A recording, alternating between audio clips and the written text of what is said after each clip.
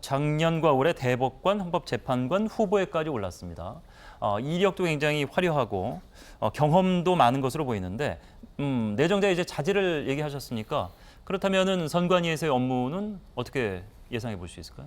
그러니까 이제 법관, 판사들이 말이죠.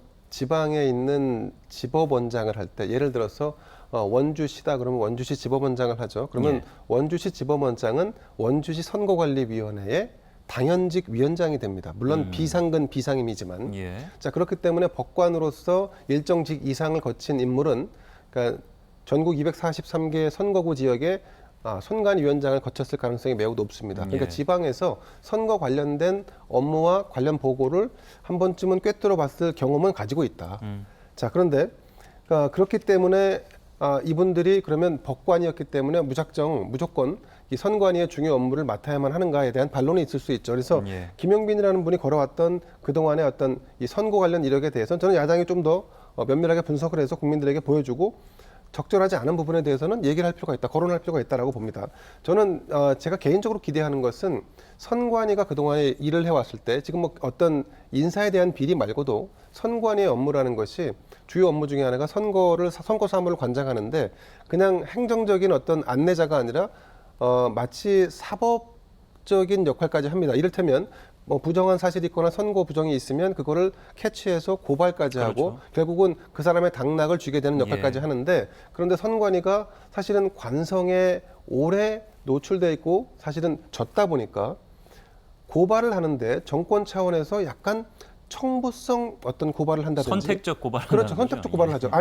아니면 조직이 살아야 되니까 예. 면피성 고발을 한다든지 이런 얘기들이 선관위 주변에 횡행하다. 네. 만약 그렇다면 선관위의 존재 자체에 문제가 있는 것이니까 예. 저는 오히려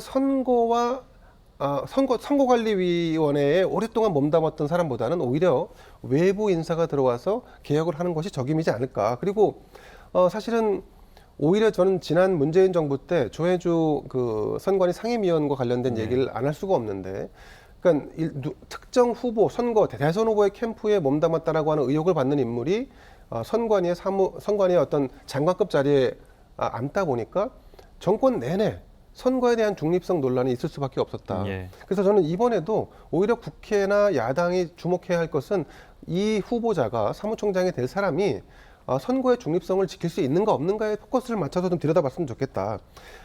뭐 개인적인 아쉬움을 좀 표하자면 좀 전에 말씀드렸습니다만 법조인이 만능은 아니다. 현 정부 들어와서 모든 자리에 금융에도 법조인이 들어가고 뭐 지금처럼 선거관리도 법조인이 들어가는 예. 이 부분에 있어서 과연 비법조인 개혁 전문가는 없었는가 그 부분에 대해서 이 어떤 인사를 책임지고 있는 네. 대통령실의 담당자들은 한번 곱씹어 봐야 할 대목이 아닌가 하는 생각이 듭니다. 말씀하신 그 부분을 이제 박정환 교수께 여쭤보려고 했는데 사실 그 어느 부서 어느 직책이든 뭐 외부적인 요소에 배제돼서 홀로 이렇게 입김해서 자유롭게 일을 하면 좋겠죠. 근데 윤석열 대통령의 어떤 그 비판의 지점을 보면은 미천한 정치 경력 그리고 당내 이제 기반이 없기 때문에 결국에는 그간 친해왔던 결국 법조인들밖에 그러니까 인간 삶의 인간 폭이 좀 좁을 수밖에 없었으니까 어쩔 수 없이 믿을 만한 사람들은 다 법조인 아니냐 이렇게 항변하고 그렇다 보니까 검찰들이 다 앉아 있으면은 다 입김이 다 서로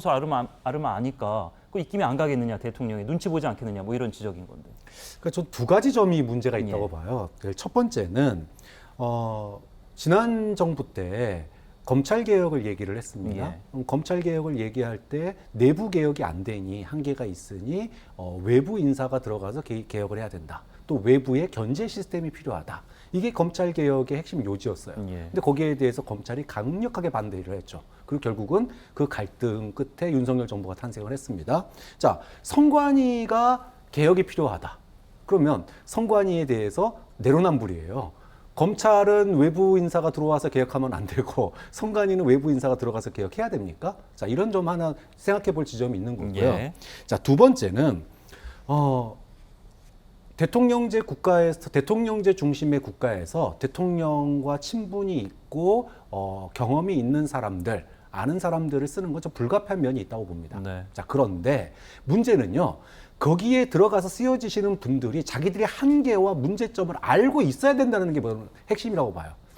지금 여권의 인식이 윤석열 대통령이 조국 사태 수사를 하면서 교육 문제에 대해서 공부를 많이 했기 때문에 교육 문제 최고 전문가다. 이게 지금 소위 법조인을 쓰는데 문제점이라는 거예요. 예. 자신들이 모든 분야의 최고 전문가인 것이냐, 자기들이 최고로 엘리트고 자기들이 모든 걸 다 안다라고 생각하는 게 좀 문제라는 거예요. 법에는 박지만 그 안에 전문가인지는 물음표가 다 붙는다는 그렇죠. 거죠. 예. 국정원, 금융, 보훈, 선관위 지금 할 것 없이 곳곳에 예. 핵심 실세 차관, 장차관 자리에 지금 법조인 특히 검찰 출신들 많이 가 있는데 예.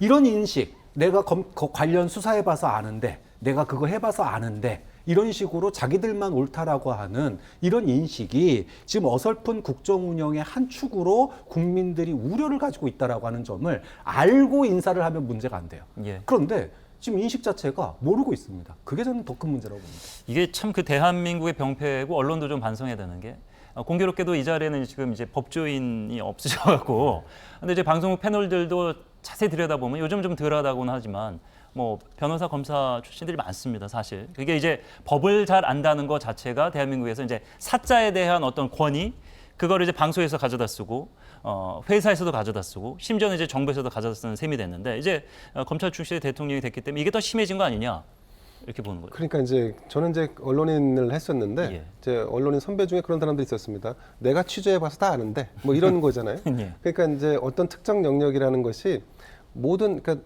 통섭적으로 다룰 수는 있겠죠. 하지만 그 통섭적으로 다뤄봤다고 해서 전문가라고 할 수는 없겠죠. 저도 그러면 웬만한 분야에 다 전문가일 것 그러니까 같아요. 저도 예. 만약에 저런 저희 논리라고 다 한다면 다뤄봤잖아요. 그렇죠. 20년 그럼 뭐 법조라든가 아니면 예. 정치라든가 아니면 뭐 경제라든가 다 다뤄봤으니까 전문가인가? 그것 아니란 말이죠. 예. 그러니까 이 정부가 좀 옹색하게 이렇게 해명하는 부분들이 저는 분명히 존재한다. 예. 그래서 가급적이면 앞으로 인사도 박정환 교수님 말씀에 전 전적으로 공감하는 게 경제와 금융과 관련된 부분에서는 경제 사이드에서 그러니까요. 전문성을 충분히 인정받은 사람들이 예. 돼야 되고 지금 이제 선거와 관련된 부분에 대해서는 사실은 이론의 여지가 있습니다만 그럼 만약에 법조인이 아닌 사람이 선관위에 들어가서 사무총장이라고 하는 장관급 자리에 네. 선거 사무를 총괄하는 자리에 가서 가장 적절한 어떤 영역의 전문가는 누구일까? 그러니까 우리나라가 선거 전문가라는 건 없지 않습니까? 선거 기술자는 있어도 선거 전문가는 없습니다. 예. 네, 그러니까 그런 상황을 감안했을 때 사실은 현 정부도 고민을 많이 했겠지만 그 고민의 폭 안에서 결국 법조인이 맡을 수밖에 없지 않았나라고 예. 하는